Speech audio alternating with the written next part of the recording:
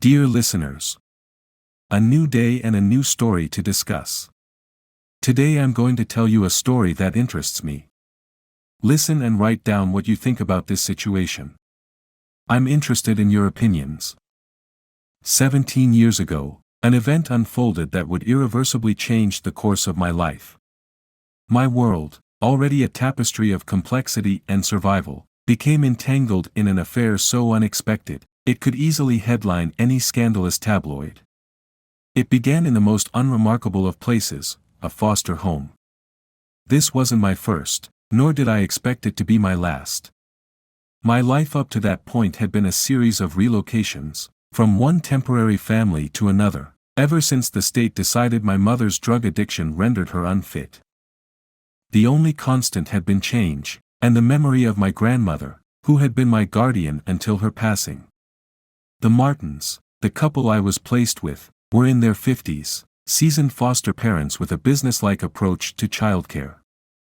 Their house was large, a sprawling 5-bedroom home that housed 7 of us foster kids. They were strict, but fair, or so I initially thought. One evening, over dinner, Mrs. Martin laid out the expectations. "Everyone has chores," she stated, her voice firm. "We run a tight ship here. You'll do your part." I nodded, trying to mask my unease. "Understood," I replied, though inside, I was already missing the relative warmth of my previous placements. Life at the Martins was regimented, a stark contrast to the chaotic freedom I'd known. Yet, amidst this structure, I found a semblance of stability. That was until I stumbled upon the truth behind their generosity. They weren't in it for the love of fostering, this was a business to them. We were commodities, sent to soup kitchens for meals to save on expenses, a revelation that left a bitter taste. Despite this, I found solace in the company of the other foster kids, particularly a young boy named Tommy, who looked up to me like an older brother. "You think we'll ever get out of here?" he asked me one night as we lay in our shared room, staring at the ceiling. "I don't know, Tommy," I whispered back. "But I promise, I'll look out for you as long as we're here." It was during one of our mandatory trips to the local soup kitchen that I met her, Elizabeth. She was there with her family, volunteering. Her smile was the first thing that caught my attention, a beacon of warmth in the sterile environment of the soup kitchen. "Hello," she greeted me one day, her voice soft. "I've seen you here before. How are you?" I was taken aback by her interest. "I'm surviving," I managed to say, unsure of how much to reveal. She nodded, understanding flashing in her eyes. "Would you like to help us serve meals? We could use an extra pair of hands." I agreed, more out of a desire to be near her warmth than any altruistic motive. Volunteering became our little secret, a shared activity that brought us closer. We would talk about everything and nothing, her interest in my life making me feel seen for the first time in years. "Why do you come here, Elizabeth?" I asked one day, curiosity getting the better of me. She paused, her expression thoughtful. "Everyone needs help sometimes," she said. "And if I can make someone's day a little brighter, why wouldn't I?" Her words struck a chord in me, revealing a kindness I hadn't known existed. Our friendship grew, blooming into a connection that felt dangerously close to something more. It was a companionship that filled the void of familial love I had long craved. But our bond was not without its complications. Elizabeth was married, a fact that cast a shadow over our growing closeness. And not just to anyone, her husband was a pastor, a man revered in our community. One day, as we were cleaning up after the soup kitchen had closed, she turned to me, her gaze heavy with unspoken words. "You're different, you know," she said softly. "There's a kindness in you that's rare." I wanted to tell her then how much her words meant, how much she meant, but fear held me back. Instead, I mumbled a thank you, my heart racing with a cocktail of emotions. Our meetings became the highlight of my days, a secret rendezvous that offered a glimpse into what might have been, had circumstances been different. Elizabeth became my confidant, my friend, and the object of an affection I dared not fully acknowledge. It was an unlikely beginning, one that set the stage for a story filled with forbidden love, heartbreak, and the eternal quest for belonging. Our journey was just starting, a path fraught with shadows and light, leading us into the heart of a love that was as profound as it was complicated.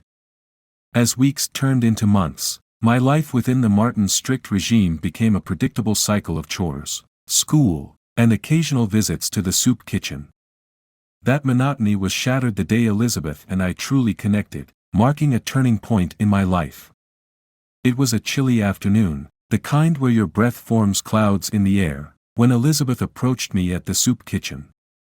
Her presence was like a warm beacon, drawing me in from the cold that wasn't just physical. "Hey," she greeted, her smile bright against the dreariness of the day. "You've been a great help these past weeks. Ever thought about coming to the service this Sunday?" I hesitated, unsure. Church and religion had been concepts as foreign to me as a stable family. "I don't know. It's not really my thing," I admitted, unable to meet her gaze. Elizabeth's smile didn't wane. "It's more than just hymns and prayers," she explained. "It's a community. People coming together, supporting each other. Like what we do here, but more personal." Her words, simple yet profound, struck a chord. Maybe, just maybe, I thought, this could be a step towards something resembling a family. "Okay," I finally said, "I'll come." The decision felt monumental, a leap into the unknown driven by the hope of finding a place where I belonged. Elizabeth's face lit up with genuine joy. "You won't regret it. It's about finding a bit of light in the darkness." Sunday came faster than I expected. Nerves twisted in my stomach as I approached the church, a modest building with a welcoming glow. The sound of hymns floated in the air, a melodic promise of the community Elizabeth spoke of. I found her standing by the entrance, her presence immediately calming my apprehensions. "I'm glad you came," she said, guiding me inside with a gentle hand on my back. The service was unlike anything I had experienced. The pastor, her husband, spoke of love, forgiveness, and redemption, themes that resonated deeply with me. But it was the community, the warmth and acceptance, that truly left an impression. After the service, Elizabeth introduced me to her husband, Pastor Andrew, and their children. Andrew's handshake was firm, his smile welcoming. "You've made quite an impression on my wife with your dedication at the soup kitchen," Andrew said, his voice warm. "We're glad to have you join us today." The praise, unaccustomed as I was to it, left me flustered. "Thank you, Pastor. I appreciate the welcome," I managed, my voice barely above a whisper. Elizabeth beamed, her pride in my small act of bravery evident. "He's been a godsend," she told her husband, her hand finding its way to my shoulder. As the crowd dispersed, Elizabeth and I found ourselves alone, the quiet of the church wrapping around us like a cocoon. "What did you think?" she asked, her eyes searching mine. "It was different. In a good way," I confessed. "I felt something. Like I belonged." Her smile was soft, understanding. "That's what it's all about. Finding where you fit, where you're meant to be." Our conversation flowed effortlessly, touching on dreams, fears, and the past. Elizabeth listened with an empathy that reached deep into my soul, her responses thoughtful and insightful. It was during these moments that I realized the depth of our connection. We were two souls, adrift, finding solace in each other's company. I never really had someone who listened, I admitted, my voice laced with a vulnerability I'd never dared show. "Thank you, Elizabeth." She reached out, her hand gently squeezing mine.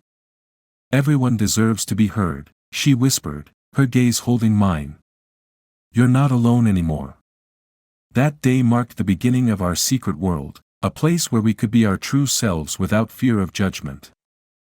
Elizabeth became my confidant, my friend, and, unbeknownst to me then, the woman who would capture my heart in ways I never imagined possible.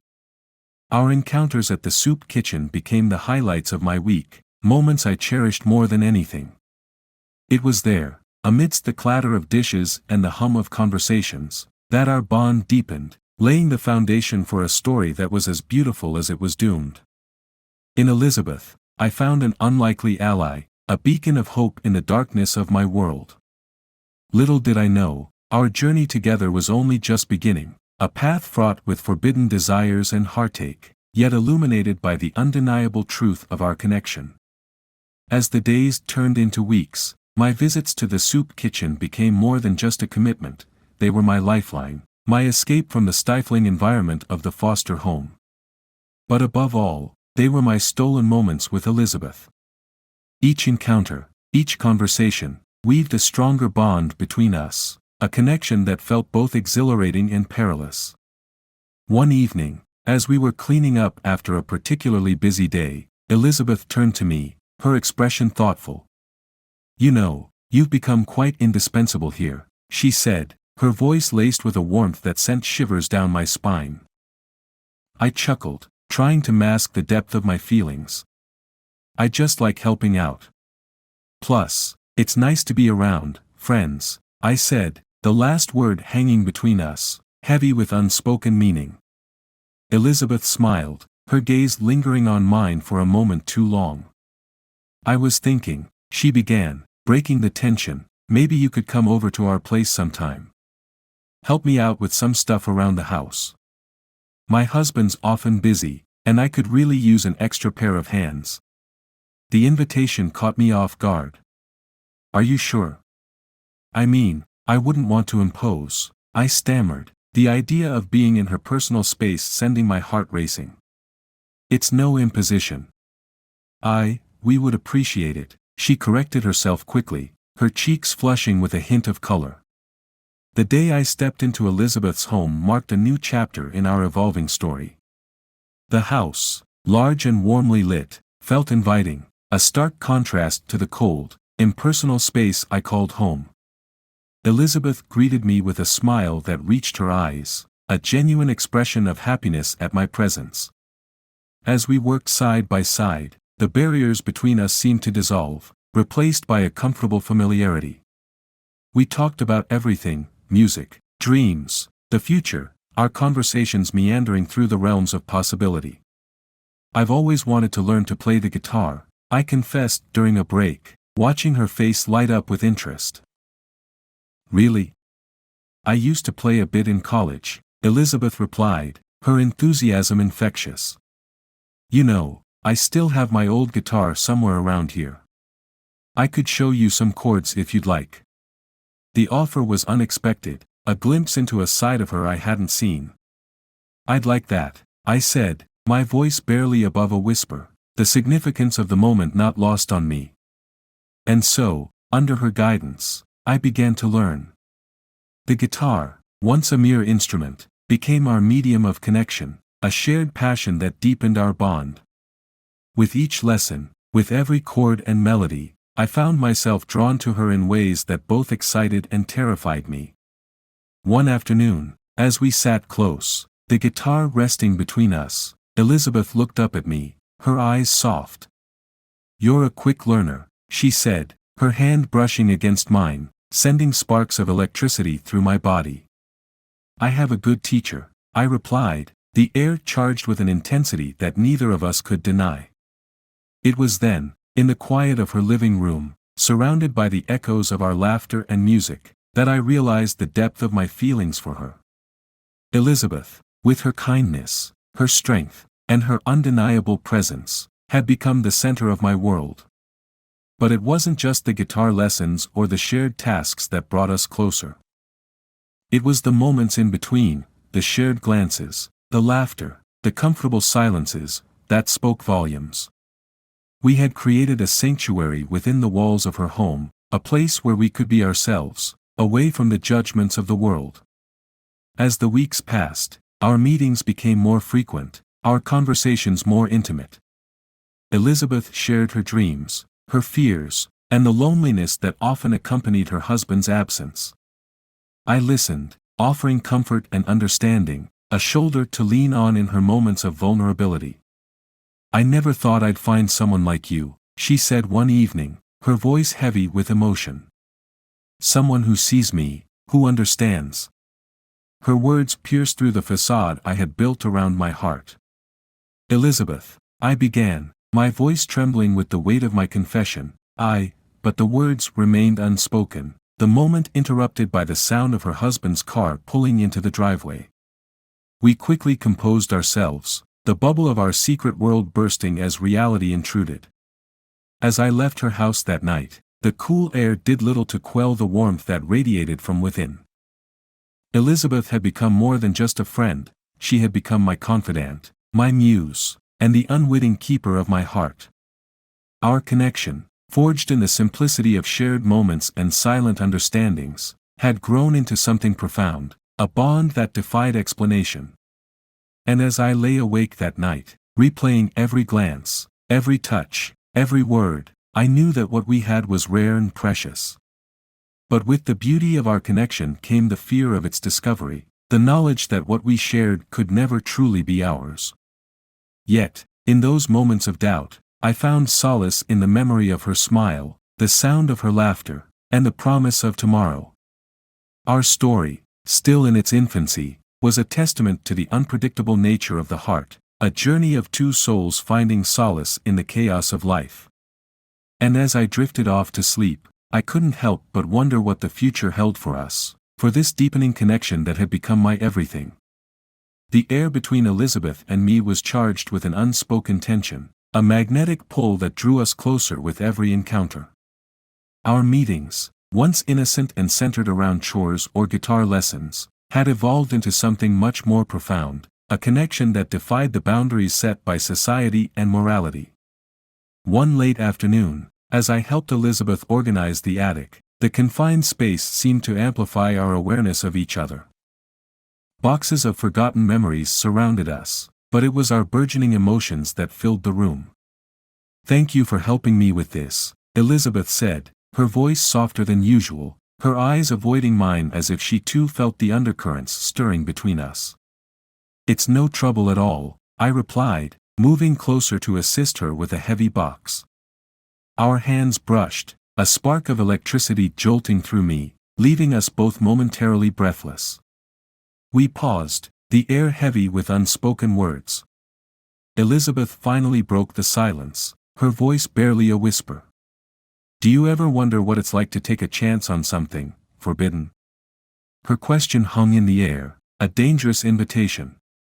I swallowed hard, my heart racing.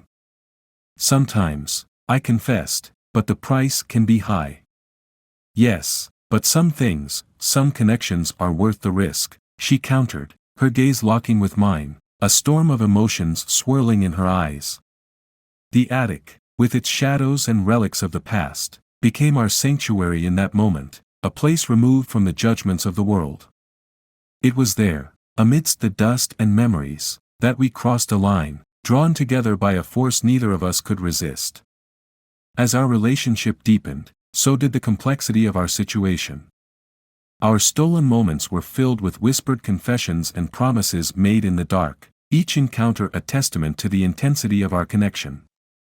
"I never meant for this to happen," Elizabeth murmured one evening as we lay in the quiet aftermath of our passion, her head resting on my chest. "But I can't imagine my life without you now." "Neither did I admitted, the weight of our actions pressing heavily on me. "But you've become a part of me, Elizabeth. I don't know how to let go." The secrecy of our affair added a layer of intensity to our relationship, each meeting a dance between guilt and desire. We were acutely aware of the consequences should our relationship be discovered, yet we were unable to extricate ourselves from the web we had woven. Our conversations often veered into the realm of dreams and what-ifs, a fragile escape from the reality of our situation. "If things were different," Elizabeth said one night, her voice tinged with longing, "if we had met under other circumstances." "I know," I interrupted, my hand gently caressing her face. "But we can't change the past. We can only navigate the present, as treacherous as it may be." The forbidden nature of our affair cast a shadow over our happiness, a constant reminder of the impermanence of our union. Yet, in each other's arms, we found a semblance of peace, a temporary haven from the storm that raged around us. As the days passed, the strain of our secrecy began to take its toll. The fear of discovery loomed large, casting a pall over our stolen moments. We moved through our days with a heightened sense of paranoia, every knock on the door, every glance exchanged in public fraught with anxiety. "I hate hiding like this," Elizabeth confessed one evening, her frustration evident. "It feels like we're living a lie." "We are," I replied, the truth of our situation hitting me with full force. "But I'm not sure I'm strong enough to give this up, Elizabeth." "Not yet." The contradiction of our affair, the juxtaposition of joy and despair, love and guilt, became the defining theme of our relationship. We were trapped in a cycle of longing and regret, each moment together a reminder of what we stood to lose. Our story, a tapestry of passion and pain, was a testament to the complexity of the human heart. In Elizabeth, I had found a kindred spirit, a light in the darkness of my existence. But with every kiss, every whispered promise, we edged closer to the precipice, to a fall that threatened to shatter us both. In the end, our forbidden affair was a journey of heartache and discovery, a path we walked together, knowing that each step took us further from the world we knew and deeper into the unknown. And as we navigated the treacherous waters of our relationship, we clung to each other, our love a beacon in the tempest, guiding us through the darkness, even as we feared the dawn that would inevitably tear us apart. The tapestry of secrecy that Elizabeth and I had woven around our affair began to fray at the edges, the strain of our dual lives pulling at the seams. Our stolen moments, once a source of solace, now carried a weight of dread, the fear of discovery a constant shadow that darkened our every encounter. One evening, as a storm brewed outside, mirroring the turmoil within me, I made my way to Elizabeth's house, our secret haven. The door opened before I could knock, revealing Elizabeth, her face etched with worry. "We need to talk," she said, stepping aside to let me in. The gravity in her voice anchored me to the spot, a sense of foreboding tightening around my chest. Inside, the house was silent, the usual warmth replaced by a chilling tension. We sat across from each other, the space between us a chasm filled with unspoken fears. "What's wrong?" I asked, my voice barely above a whisper, bracing myself for the storm I sensed was coming. Elizabeth took a deep breath, her hands trembling as she clasped them together. I think someone knows about us," she confessed, her eyes not meeting mine. The words hit me like a physical blow, my worst fears realized. "How? Who?" I managed to say, panic threading through my voice. "I'm not sure, but there have been whispers, looks. My husband, he's been asking questions," Elizabeth continued, her voice cracking with emotion. The possibility of our affair being exposed, the repercussions it could bring, loomed over us like a dark cloud. The thought of causing Elizabeth pain, of tarnishing her reputation and her family, filled me with a guilt so profound it threatened to consume me. "We have to end this," I said, the words tasting like ash in my mouth. "Before it destroys everything you have." Elizabeth's eyes finally met mine, a storm of sadness and resignation swirling within them. "I know," she whispered, a single tear trailing down her cheek. "But it doesn't change how I feel about you." The confession, raw and honest, shattered the last of my defenses. "I feel the same," I admitted, my own voice choked with emotion. "But love isn't enough to shield us from the consequences of our actions." We sat in silence, the sound of the rain outside a mournful accompaniment to the heartache that filled the room. The realization that this was the end, that we had to part ways for the sake of preserving what remained of Elizabeth's life, was a bitter pill to swallow. The decision to walk away from each other, though mutual, felt like a physical separation of our souls.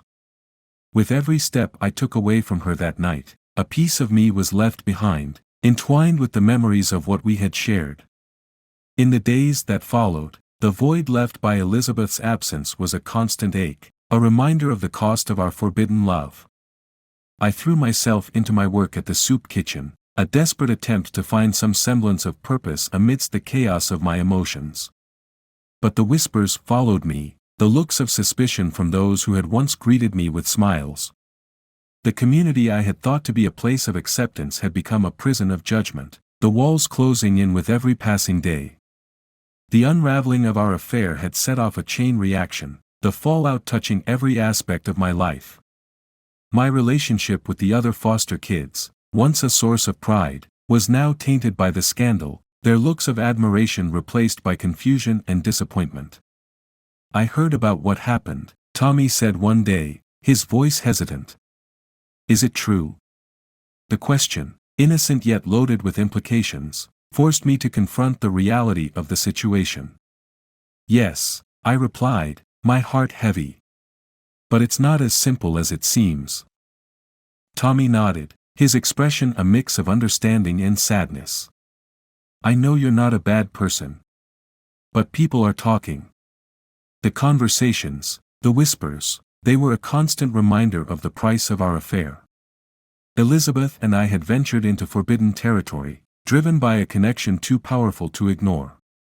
But in doing so, we had unwittingly set ourselves on a path of heartache and destruction, a journey that had led us to this inevitable conclusion.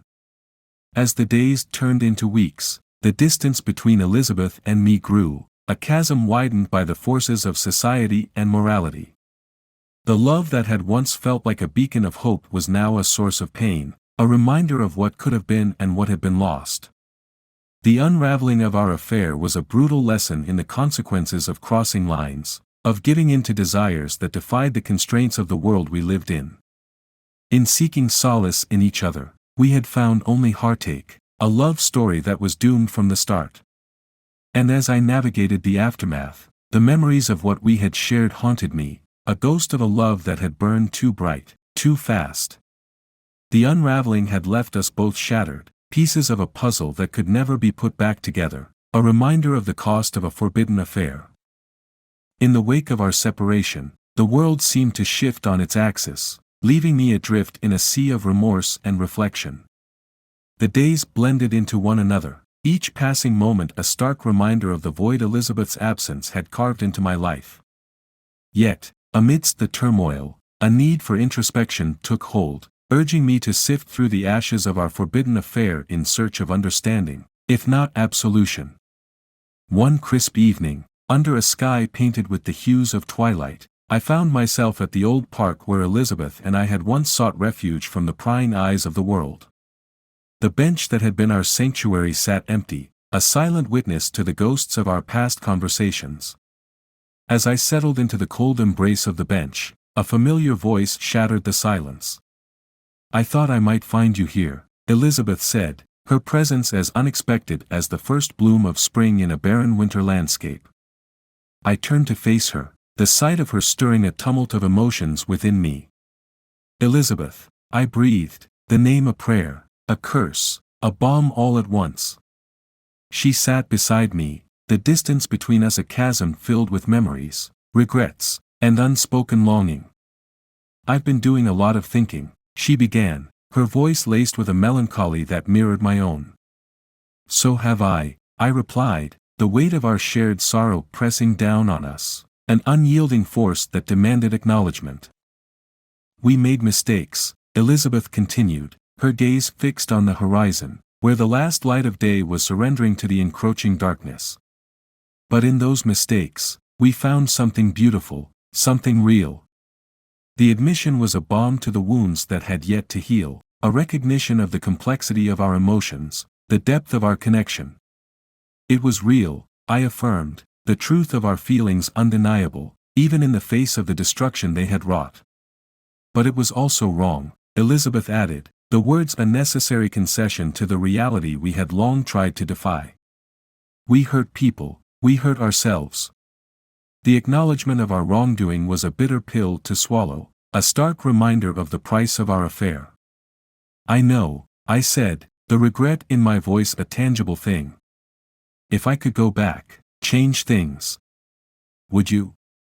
Elizabeth asked, turning to face me, her eyes searching mine for an answer I wasn't sure I had. The question hung between us, a testament to the complexity of our situation. I don't know, I admitted, the honesty of my response laying bare the conflict that raged within me. We sat in silence, the world around us a blur of shadows and light, our conversation a cathartic release, a laying to rest of the ghosts that had haunted us. What now? Elizabeth finally asked, her voice a whisper against the backdrop of the night. Now, we move forward, I replied, the words a declaration, a promise, a farewell. We learn from our mistakes, we grow, we heal. Elizabeth nodded, a semblance of peace settling over her features. I'll always cherish what we had, she said, standing to leave, the finality of the moment a sharp pang in my chest.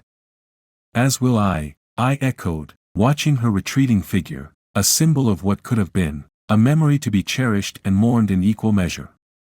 In the days that followed, I found solace in the solitude, in the quiet moments of reflection that allowed me to piece together the fragments of my identity that had been lost in the whirlwind of our affair. I came to understand that love, in all its forms, was a force both beautiful and destructive, capable of uplifting and devastating in equal measure. The reflection brought with it a sense of closure, a recognition of the journey Elizabeth and I had embarked upon, a journey that had taught us about the depths of our hearts, the complexity of our desires. We had ventured into the unknown, driven by a connection that defied explanation, and though our paths had diverged, the lessons learned, the memories shared, would forever be a part of who we were, who we would become. As I walked away from the park that evening, the stars above a tapestry of light in the darkness, I realized that our story, though fraught with pain and regret, was also a testament to the transformative power of love, a reminder that even in the most forbidden of affairs, there was a possibility for growth, for redemption.